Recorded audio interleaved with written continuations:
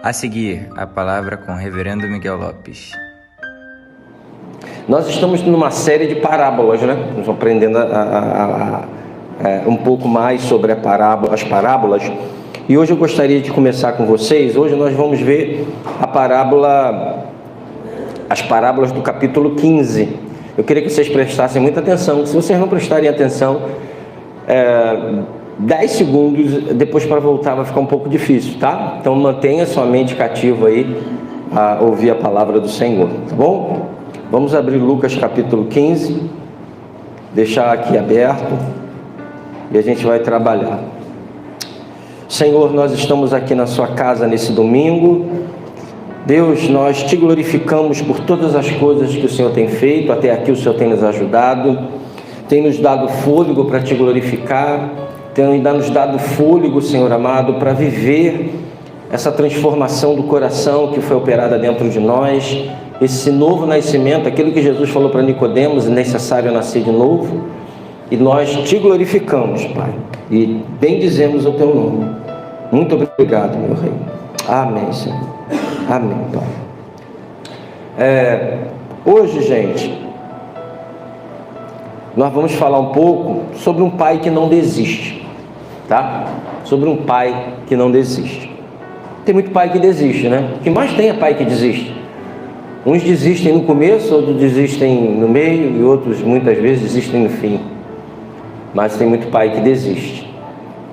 E eu gostaria de lembrar vocês que semana passada nós vimos a parábola do semeador e vimos o conceito de parábola, que é uma narrativa que espelha uma realidade espiritual, né? Então ele utilizou coisas muito simples, campo, semeador, uma coisa muito conhecida daquela época, para expressar uma verdade espiritual, que é o crescimento dessa semente, o tipo de solo onde ela cai. Eu vou caminhando conforme vou, para não ficar com muitas informações técnicas, eu vou aos pouquinhos, cada semana passando um conceito. Por exemplo, a palavra parábola, né, significa ao lado, balô significa lançar. Então a ideia é de colocar ao lado. Colocar ao lado o quê? Uma verdade ao lado da outra.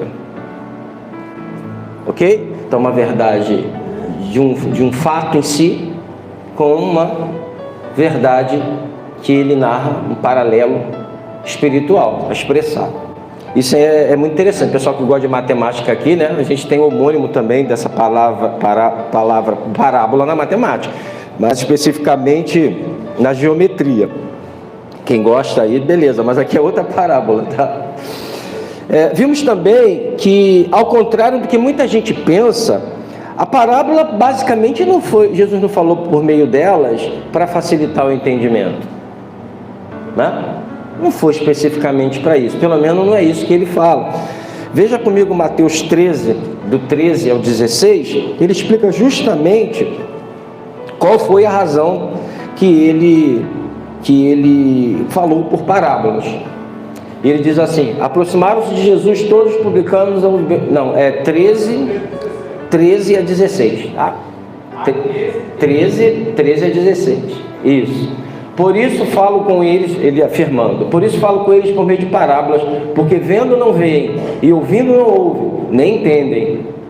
Assim neles se cumpre a profecia de Isaías: ouvindo vocês ouvirão e de modo nenhum entenderão, vendo vocês verão e de modo nenhum perceberão. Então aqui já é uma das bases que o cristianismo, ele é uma revelação, tá?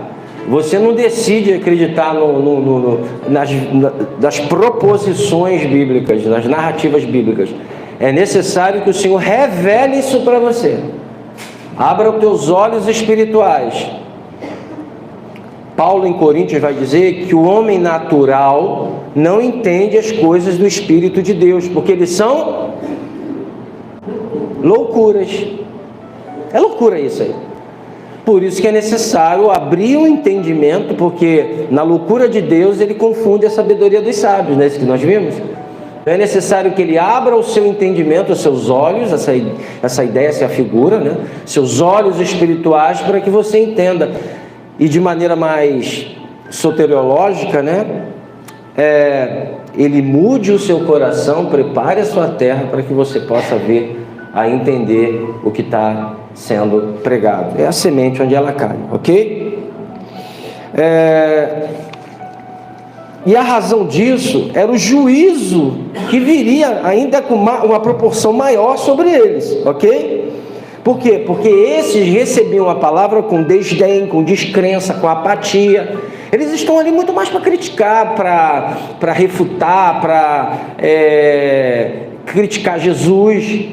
Então, quando uma pessoa não está interessada realmente na essência do que ele está falando, e ele fala por parábola, fica pior ainda, vira uma outra figura de linguagem, o enigma. Não entende? Mas para uma pessoa simples, que consegue pegar e entender o que está lá no meio lá do campo, arando, ele sabe muito bem o que ele está falando. Falando de semente, boa terra, terra ruim, ele vai entender facilmente. Mas alguém que está ali somente para criticar, somente para refutar, somente para atacar Jesus por causa da inveja, naquela época que ele estava crescendo e as pessoas estavam dando ouvido, isso se torna um enigma. Ok? Eles estão com os ouvidos entupidos, fechados, os olhos firmemente bloqueados. Quanto mais ouviam as palavras de Cristo, mais responsáveis se tornavam em relação à verdade. Mais severo seria o julgamento deles, porque a quem muito é dada, muito é cobrado. Eles estavam recebendo muito. Lucas 12:48. Não precisa nem mostrar essa. Quem muito é dado, muito é cobrado, muito é exigido. Cheiro de queimado, hein? Ah, tá, pipoca. De contrapartida, as parábolas também ajudavam, como qualquer ilustração, a aumentar o interesse e a atenção das pessoas que não haviam endurecido o coração contra a verdade. Então, para um, é motivo de endurecimento maior. Para outro, de uma facilidade de entendimento. Você entendeu o porquê da parábola? Para um, a ilustração abre um leque de entendimento, porque talvez algumas pessoas não entendam proposições de maneira mais sistematizada. Às vezes, se for falado em dogmas, a pessoa também tem dificuldade. Deixa eu abrir um parênteses aqui, porque as pessoas falam, isso é dogmático, com um termo pejorativo, tá? Isso é dogmático. Nós temos que separar o que é um dogma do que são doutrinas. O que são doutrinas? A teologia, ela é maravilhosa, mas é feita por homens falhos. Todos nós somos falhos, né? E os teólogos são falhos, todos nós somos falhos. Então, há situações que um lado vê de um jeito, o outro vê do outro. E os dois apresentam suas bases lá, ok? São as chamadas diáforas. Tricotomia, dicotomia, pré-milenismo, pós-milenismo, amilenismo. São coisas adiáforas que nós não podemos brigar por isso. Mas o dogma a gente briga. Por que o dogma a gente briga? Porque não pode jamais ser refutado, se não se vira um teólogo liberal, que Jesus não nasceu de uma virgem. Isso é um dogma da igreja. Que Jesus não veio nos salvar, esse é outro dogma, é irrefutável, não dá, isso aí não dá. Certo? Que Cristo vai voltar, outro dogma da igreja. Então tem que fazer diferença de dogmas para doutrinas que muitas vezes a gente pode considerar como adiáforas. Ok? O dogma não, é a coluna vertebral do cristianismo e não pode ser mexido. Tá? Então as pessoas tentam pejorativizar essas coisas para que a gente fique dogma, eu sou muito dogma, eu não quero mais ser dogmático. Você tem que ser dogmático nas verdades essenciais da palavra. Ok? E aí nós começamos a entender que essa palavra pregada aqui, ela tem 3 finalidades. A primeira é salvação. Quem crê será salvo. E a segunda é condenação. Quem não crê já está, não porque recusou a palavra, ele já está condenado. É a palavra que o livra, é o antídoto, disse Jesus, capítulo 3 de João. É o antídoto, é o único meio para te livrar disso. O resto não te oferece salvação. te oferece solução de problemas, te oferece autoajuda, mas Cristo te oferece salvação. É diferente. Então, para condenação, para salvação, para condenação e para santificação. Essa palavra pregada também lhe ajuda na santificação. São 3 finalidades dessa palavra sendo pregada. Ok? Resumindo, as parábolas de Jesus tinham um propósito duplo. Elas escondiam a verdade das pessoas que se achavam autossuficientes e desdenhavam dos ensinos de Jesus, e revelava a verdade às almas ansiosas que tinham a fé de uma criança, aquelas que tinham fome e sede de justiça. Abre, por favor, Davi, Mateus 11, 25 e 26. Você vai ver uma exclamação de Jesus maravilhosa, né? Você fala assim, ele é louco. Como é que ele fala isso? Ele não está a fim de salvar todo mundo, passar a mão na cabeça. Vocês sabem o que é o universalismo, não sabe? A doutrina do universalismo. A universalismo diz assim, que Deus é tão bom que vai salvar todo mundo, independente do que fez. Hitler já está na cabeça. Não é verdade? Você não precisa de arrependimento, você não precisa colocar sua fé na obra de Cristo na cruz, já está tudo automático. Esse é o universalismo, a salvação universal, né? Mas olha o que Jesus falou. Por aquele tempo Jesus exclamou: graças te dou, ó Pai, Senhor do céu e da terra, porque, olha a palavra ali, qual é aquele verbo ali? Verbo esconder. Porque escondeste estas coisas dos sábios, dos instruídos, e as revelaste aos... Mais uma vez a doutrina da revelação. Ele esconde daqueles que desdenham, daqueles que estão brincando, daqueles que não se importam, daqueles que não estão nem aí, e quanto mais ouve, mais condenação tem para a vida deles, porque está sendo dado. E ele revela aos humildes e contritos de coração, aos pequeninos, certo? Então isso é maravilhoso para que a gente entenda as parábolas, as razões pelas quais as parábolas foram escritas. Mas pastor, tem um texto que diz que ele falava o tempo todo por parábola e sem parábola ele não falou. Olha só, a gente precisa entender que no começo, no capítulo, no primeiro e segundo ano do ministério de Jesus, Jesus está pregando para os judeus. A gente vai ver aqui na parábola, no capítulo 15 de Lucas, que ele está explicando. Mas chega um momento que eles endurecem tanto, estão perseguindo ele, já não ouve mais nada, que aí é que Jesus começa a falar o tempo todo por parábola. Já é no final do ministério dele que ele começa a falar muito por parábola, para que eles não entendam mesmo. E aí, o que eu queria falar com vocês? Antes da parábola do filho pródigo, tem o quê? A dracma perdida, não tem? E antes da dracma perdida, abre a sua Bíblia, não vem o quê?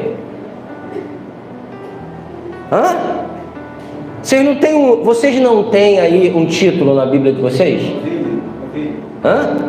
Ovelha? Isso, não tem título aí, ninguém anda mais de Bíblia, fica contando aqui, Não tem aqui, não tem título aí. Esse título não é canônico, tá? Esse título aí foi colocado no 6º, 7º século, para facilitar.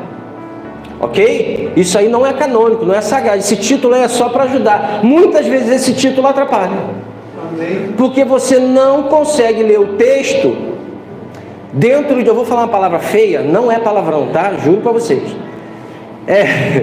Dentro de uma perícope, né? Os especialistas em hermenêutica, que é regra de interpretação, eles tratam da seguinte forma: uma perícope é quando você não precisa ir para trás nem para frente. Dentro desse perímetro, dessa perícope, desse texto, ele se auto-explica, começo, meio e fim, como você faz uma redação. Princípio, meio e fim. Tá dando para pegar, gente? Todo mundo pronto para o Enem agora? Pode ir lá fazer a prova do Enem. Então aqui. E a perícope não é só do filho pródigo, a perícope é maior. Esse é o erro, ou pelo menos o ensino pela metade, porque a perícope não começa no filho pródigo. Qual é o tema do pastor aí da primeira parábola? A ovelha perdida? Não é esse texto, não está falando da ovelha perdida. Abra comigo, por favor, capítulo 15, aqui no versículo 4, olha lá comigo. Versículo 4. O que está escrito? Qual de vocês é um homem que, possuindo 100 ovelhas e perdendo uma delas, não deixa no deserto as 99? Então, está falando sobre o quê? Alguém que perdeu alguma coisa, o pastor que perdeu a ovelha. A ovelha é secundário. Então, o título te atrapalha. Qual é a segunda? A dracma perdida? Vamos ver o versículo 8. Ou qual é a mulher que, tendo de 10 dracmas, se perdeu uma delas, não acende a lamparina e vai à casa e a procura com muito empenho até encontrar? Está falando da dracma ou da mulher que perdeu a dracma? Da mulher que perdeu a dracma. O tema tinha que ser a mulher que perde a dracma, perdeu a dracma. A dracma é secundária. E terceiro, filho pródigo. Glória a Deus. Versículo 11, o que está escrito?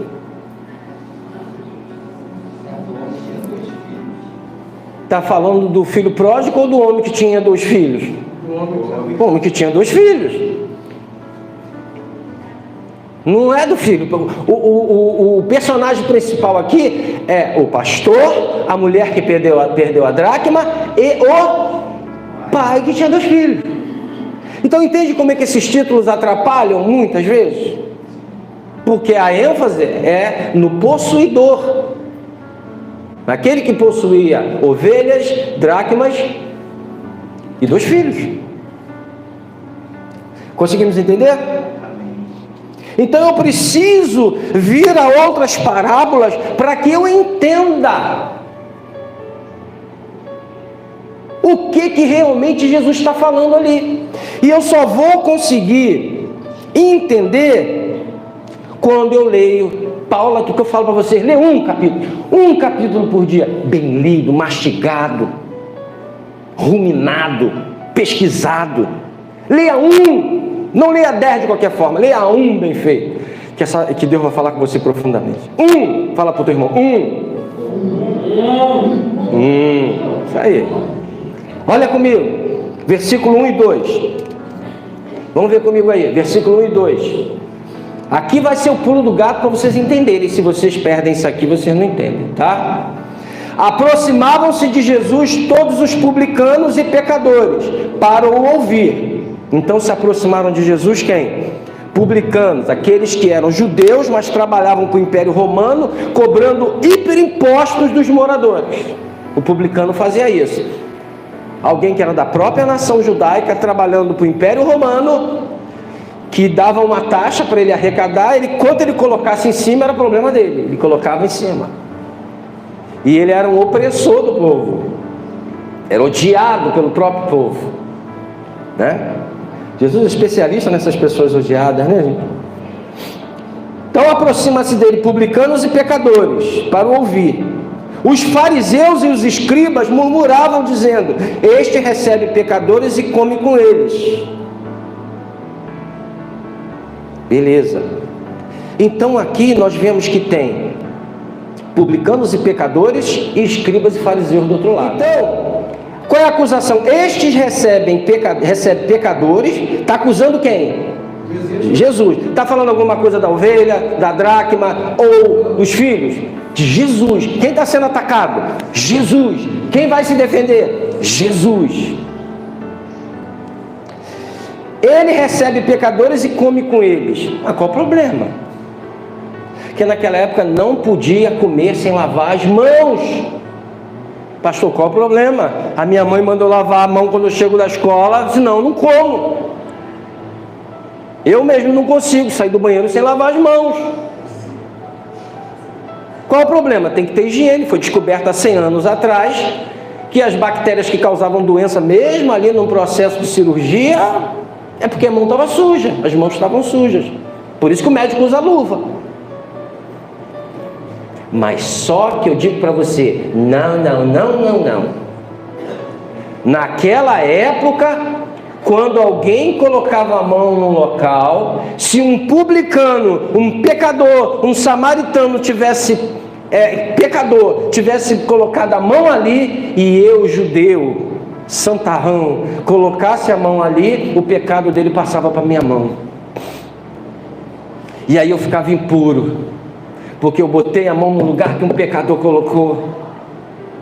Por isso que lavar a mão não é uma questão higiênica naquela época, é uma questão religiosa. E aí Jesus está comendo com quem? Pecadores e publicanos. Você consegue dimensionar o escândalo que isso causa? Alguém se contaminando com o impuro segundo o Olha, façam bem uma diferenciação do que é tradição e tradicionalismo. O tradicionalismo deles, criou-se um monte de regras até para comer, com essa ideia de colocar a mão aqui, peguei teu pecado. E Jesus senta ali, come com os pecadores, está bebendo com os pecadores, uma festinha ali com os pecadores. E aí ele vai contar agora, ele vai ter 3 tipos de argumentos. Você lembra que no primeiro e segundo ano ele ainda está tentando explicar os escribas, os fariseus, está tentando dar justificação, mas chega um momento que não dá mais, ele começa a falar em parábola para piorar as coisas mesmo. Ele aqui vai oferecer 3 argumentos. E ele começa. Vamos ler? Este recebe pecadores e come com eles. Então Jesus lhes contou esta parábola. E depois ele continua. Olha lá. Qual de vocês é o homem que, possuindo 100 ovelhas e perdendo uma delas, não deixa no deserto as 99 e vai em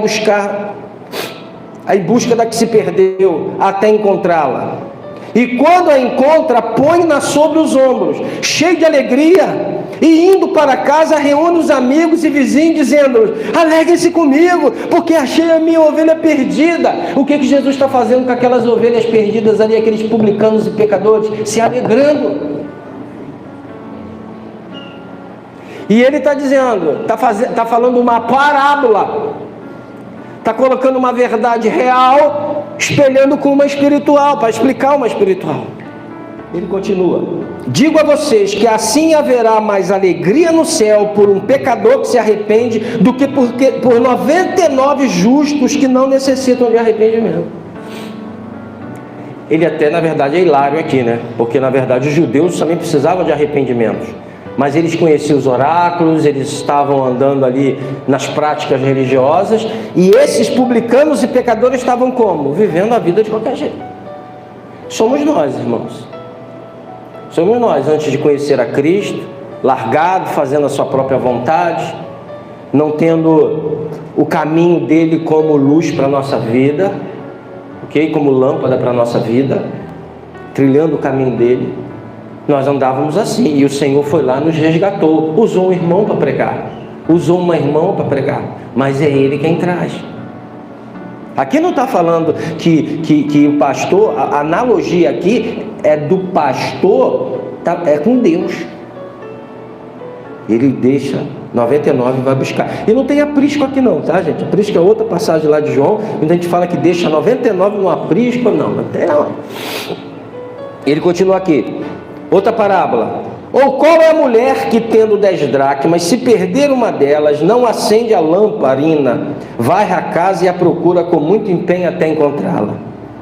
E quando a encontra, reúne as amigas e vizinhas, dizendo: alegrem-se comigo, porque achei dracma que eu tinha perdido. Mais uma festa. Aquela festa que Jesus estava fazendo com publicanos e pecadores, aqui é espelhada mais uma vez, com a dracma. Ela tem quantas dracmas, gente? Ela tinha 10, ela perdeu quantas? E fica igual uma doida procurando. Ninguém gosta de perder nada, não é verdade? Ela não podia casar. Não é só isso, porque ela das 10, ela acha uma e gasta 9 numa festa. A alegria é tão grande que ela gasta o restante que ela tem para uma festa. Você consegue entender o amor de Deus pelo mundo pecador? Você consegue entender o amor de Deus para que os pecadores se aproximem de Deus. Ele valoriza aquela que a gente fala assim, isso aí não vale a pena não. O Senhor está se importando com aquilo.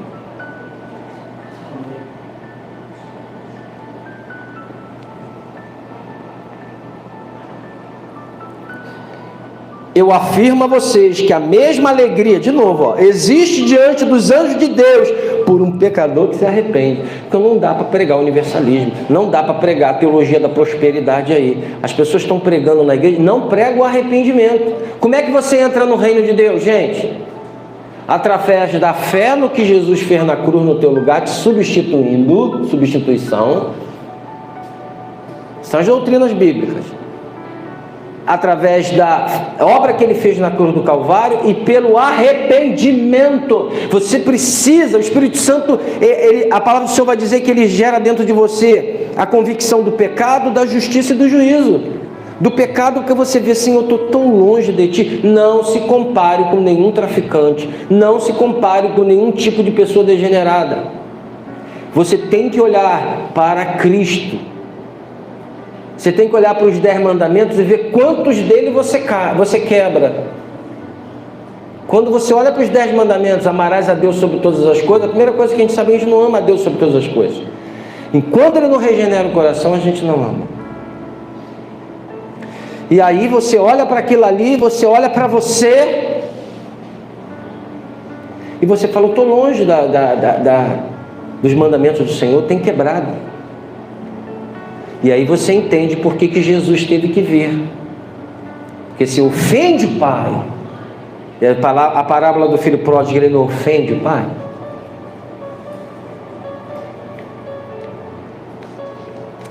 Vamos continuar. A festa nos céus. A terceira parábola, o pai que tem 2 filhos, versículo 11, olha lá comigo, versículo 11, Jesus continuou, certo homem tinha 2 filhos, então a parábola é sobre o pai, o personagem principal aqui é o pai, todo mundo já conhece essa parábola, quem não conhece essa parábola aqui? Todo mundo já conhece, certo? A primeira coisa que a gente vê é que o filho não se importa com o pai, versículo 12, o mais moço deles disse ao pai, pai, quero que o Senhor me dê a parte dos meus bens que me cabe. E o pai repartiu os bens entre eles. A primeira coisa que a gente vê aqui é que ele não respeita o pai. Ele não está nem aí para o pai. Ele está interessado no que o pai tem para dar. Será que não é assim os pecadores, os publicanos, os fariseus e os escribas? Será que muita gente não está na igreja também por isso? Pelo que Deus tem para dar? Não por quem Ele é. Por que as pessoas estão tão longe de Deus, gente? Elas não conhecem a Deus. Elas ouviram falar que esse Deus é uma fonte de bênçãos maravilhosas. Eu não estou dizendo que Deus não possa te abençoar, tá? Mas Ele diz, busca em primeiro lugar o reino de Deus e a sua justiça, e as demais coisas serão acrescentadas. Não é buscar as demais coisas, porque aí o reino de Deus vai ser acrescentado. Não vai. É buscar o reino de Deus e a sua justiça para que as demais coisas sejam acrescentadas. E as demais coisas não são riquezas. Você não vai virar,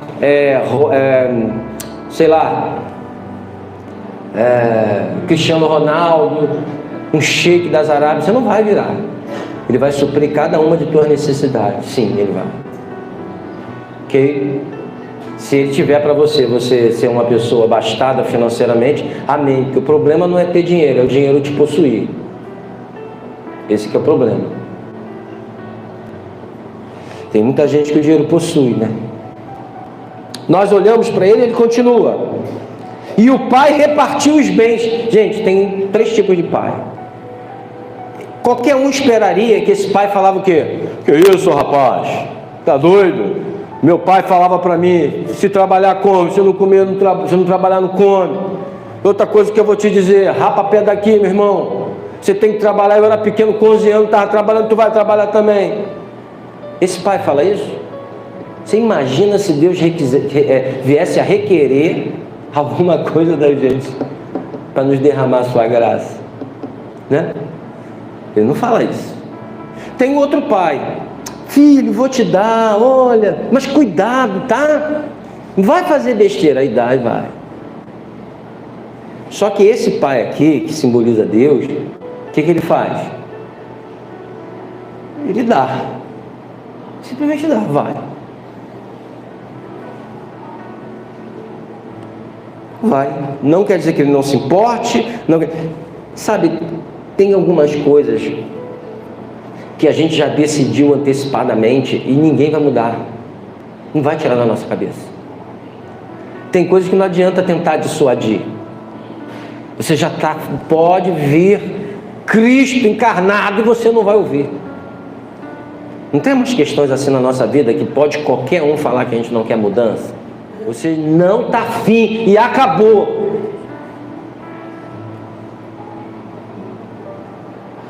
Maravilhoso isso, né?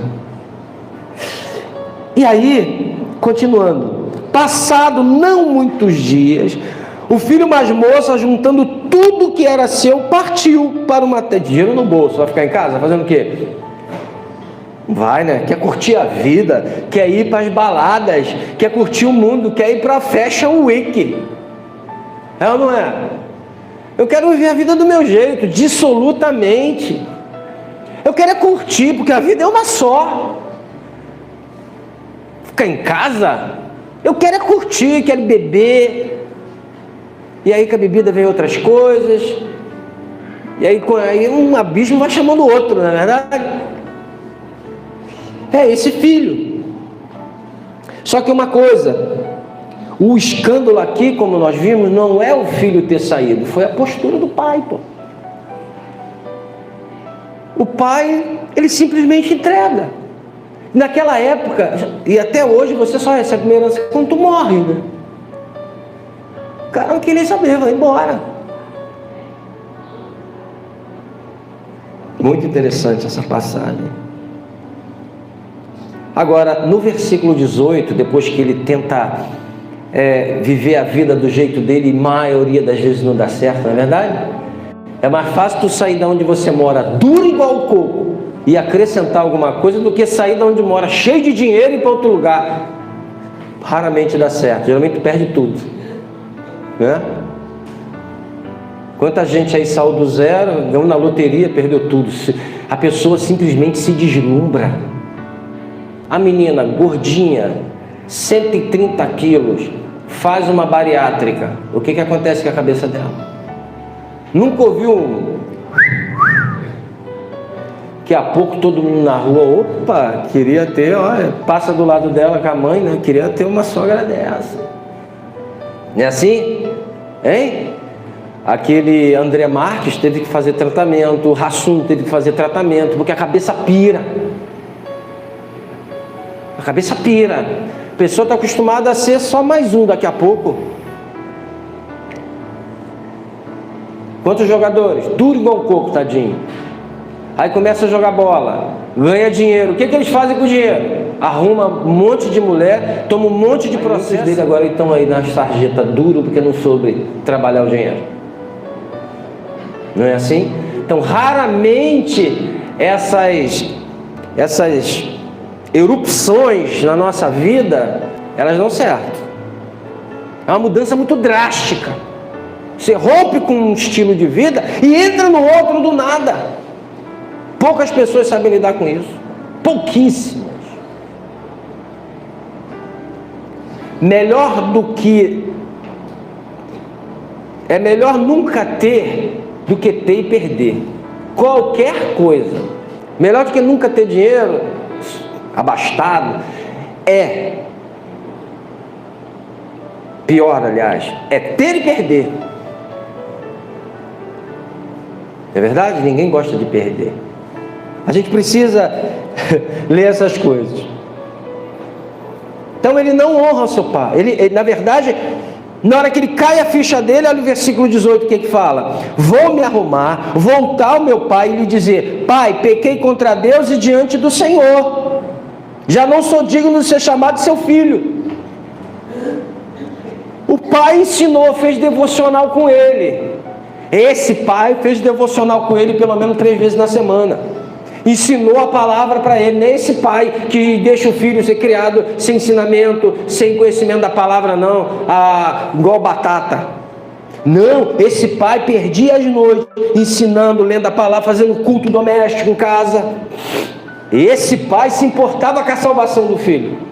Tanto é que ele saiu. Quando teus pais trazem você para a igreja, ele se importa com você. Agora a igreja não é responsável, você também é responsável de fazer seu culto em casa, de ensinar a palavra em casa. E para ensinar tem que aprender. E se você não quer aprender, você não quer ensinar. Seus netos, é você, é o pai dele que tem que ensinar. Mas se o pai não é firme, você que é avô, que conhece a palavra, vai ensinar teus netos. Precisa discipular. Tem que Hanukkah. A palavra Hanuk no hebraico significa modelar, segundo a palavra. Ensina a criança, como diz o provérbio, ensina a criança no caminho que deve andar.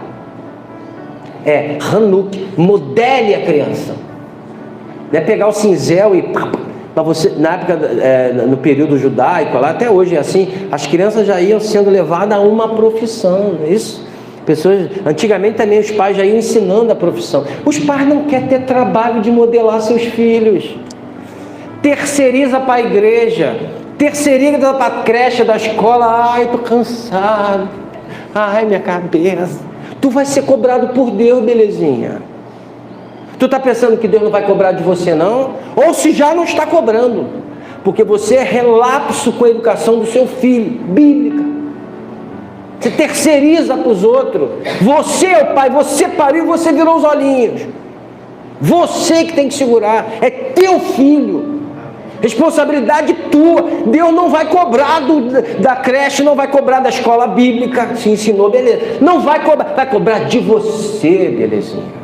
Vai ser cara a cara contigo.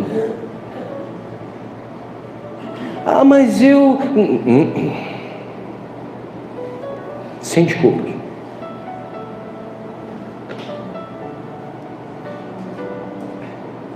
Exemplo,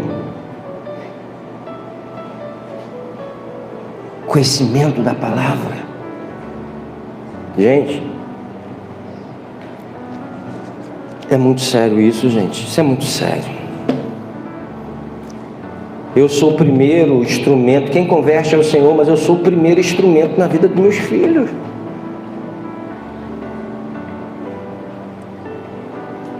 Esse cara conhecia a palavra, tanto é que ele diz que pequei contra Deus. E qual foi o pecado dele? Não honrou o pai. O mandamento diz honrar pai e mãe. Não honrou o pai. Quantos filhos não honram o pai? Usa o pai. Usa os pais. Tem filho com 40 anos ainda dependendo. Eu não estou falando com ninguém aqui, nem estou pensando, tá? Eu estou deixando Deus falar. Tem filho com 40, 50 anos sugando o pai, sugando a mãe. A mãe é seu arrimo, o pai é seu arrimo. O dia que morrer,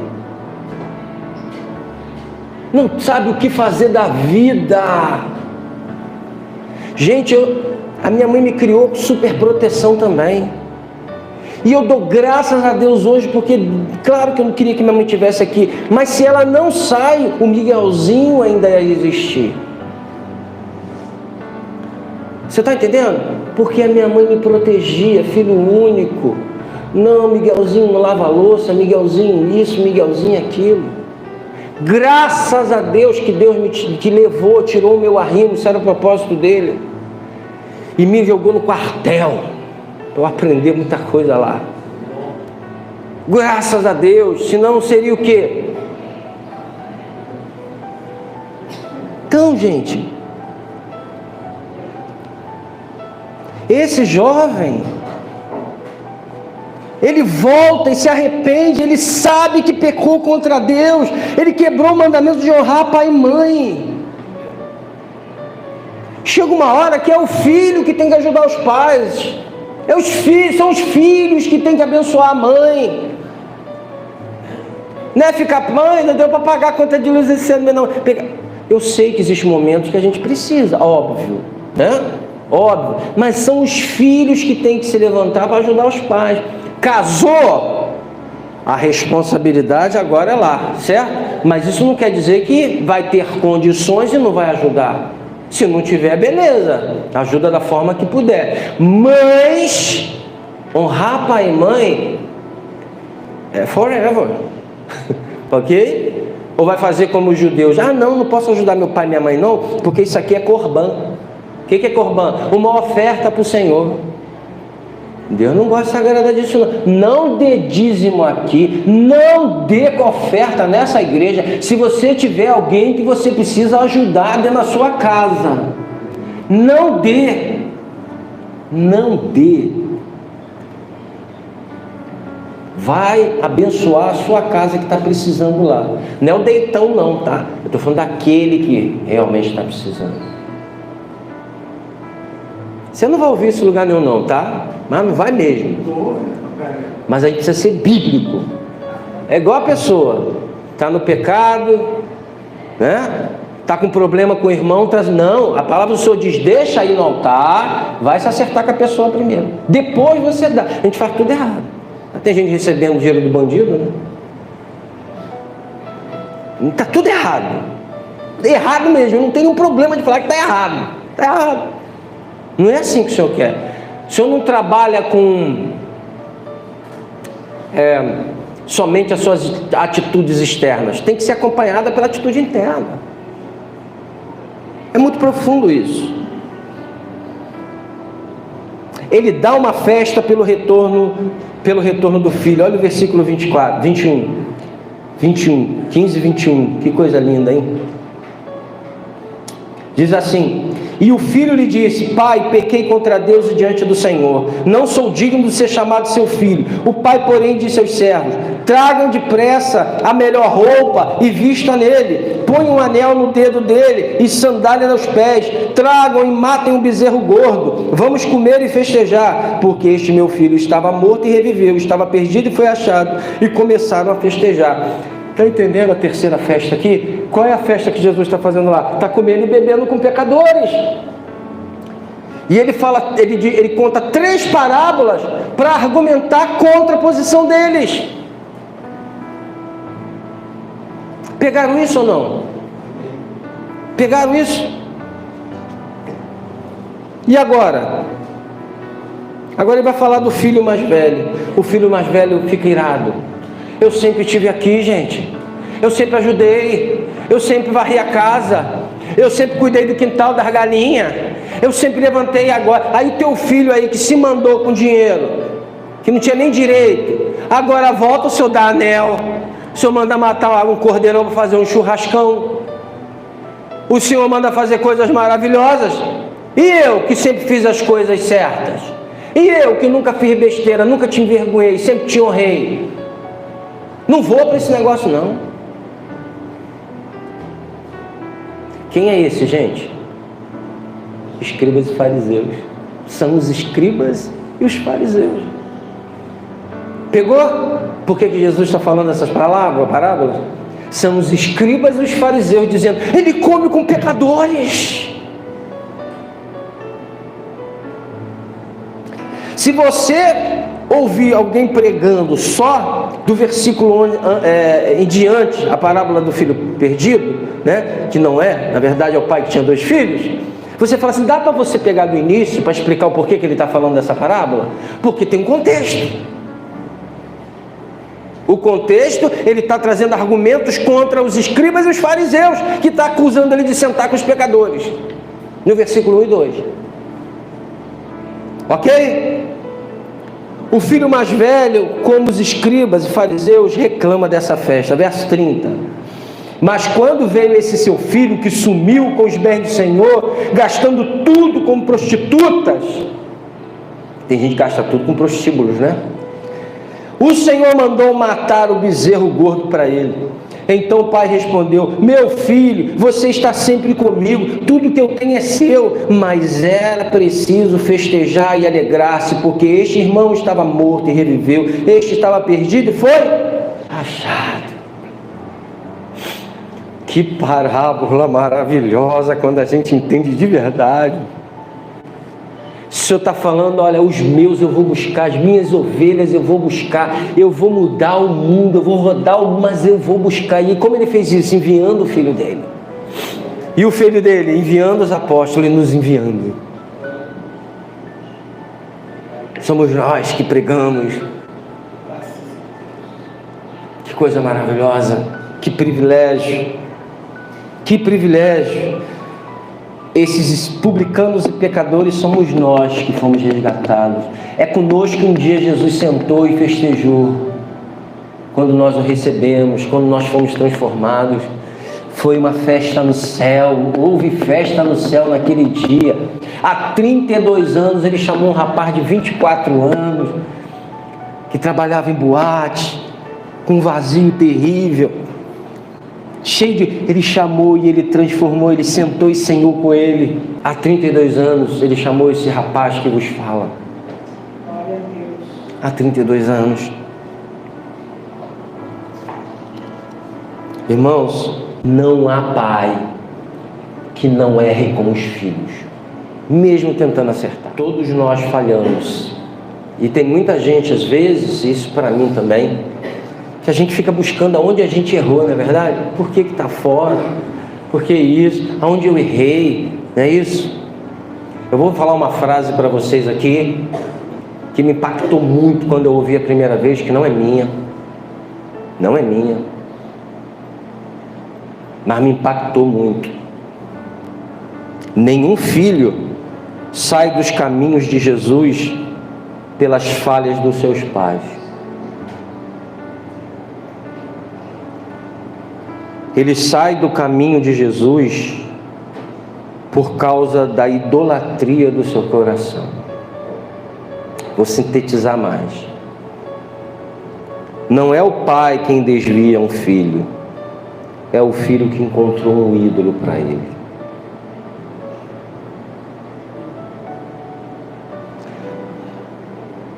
É impossível alguém se perder que o Senhor tenha feito nascer de novo, que Deus tenha regenerado o coração. Pode ter o pior pai do mundo, pode ter a pior mãe do mundo, o Espírito que nele está vai mantê-lo em pé, perceber. Se não tiver, mas se tiver, porque é o Espírito que nos mantém perseverantes na presença do Senhor. É Ele que começa a boa obra e termina. Você consegue pegar o peso do que eu falei aqui agora? Não há pai que não erre. Mas nenhum filho é desviado por causa do erro dos seus pais. Ele é errado porque ele se desvia dos caminhos do Senhor porque ele encontrou um ídolo para ele. Se lembra o que Calvino fala? Nosso coração é uma fábrica de máquina de fazer ídolos. Nós criamos ídolos para a gente e às vezes os nossos filhos encontram um ídolo para ele. Ele encontra um ídolo para ele.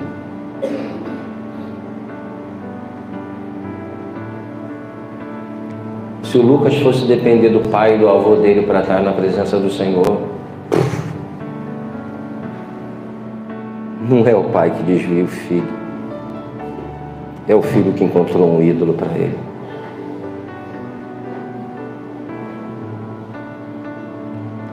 E os ídolos nos afastam do nosso Deus.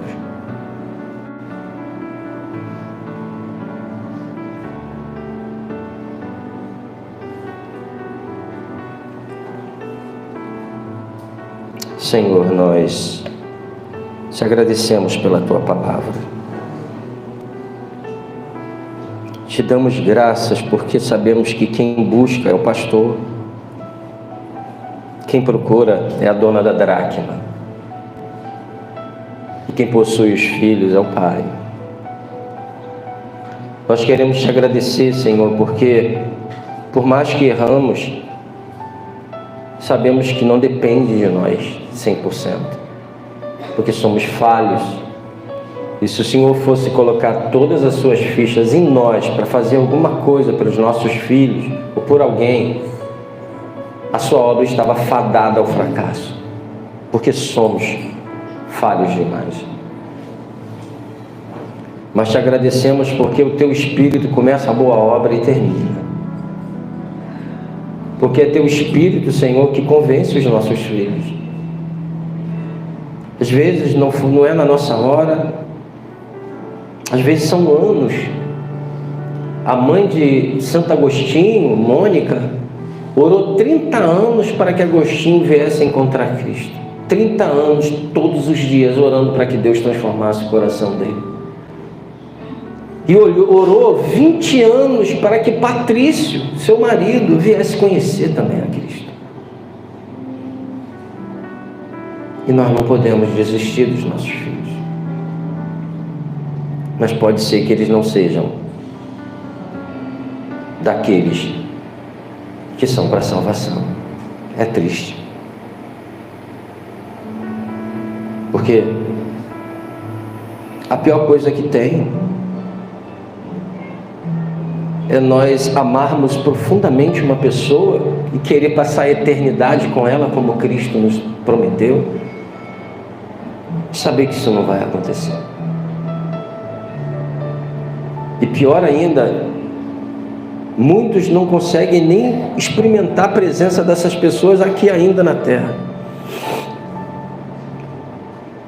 Porque Jesus disse que naquele dia 2 estarão no campo, um será levado, o outro deixado. Estarão 2 dormindo, um será levado, o outro ficará.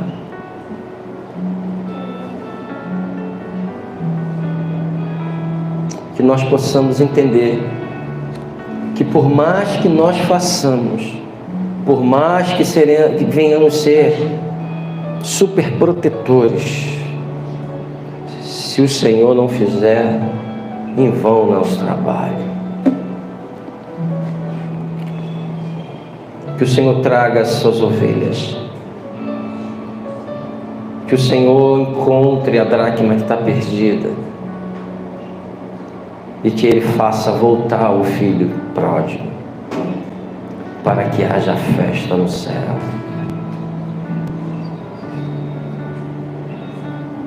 Para que nós possamos não viver um cristianismo respaldado só nas partes boas da vitória e tudo mais, porque independente da circunstância que a gente vive, a presença de Cristo em nós é tão grande que a gente não tem mais para onde ir. Foi o que falou Pedro, quando Jesus disse: quer ir também, Pedro, com eles? Pedro falou: para quem eu vou, se só tu tem palavras de vida? Não tem para onde ir mais. Mas essa caminhada nos traz refrigério, nos traz alegria, quando aqueles que amamos, aqueles que estão na nossa casa, entregam o seu caminho, ou melhor dizendo, passam a seguir o caminho que Cristo trilhou para ele. Nós te louvamos e te engrandecemos, Pai, em nome de Jesus. Amém.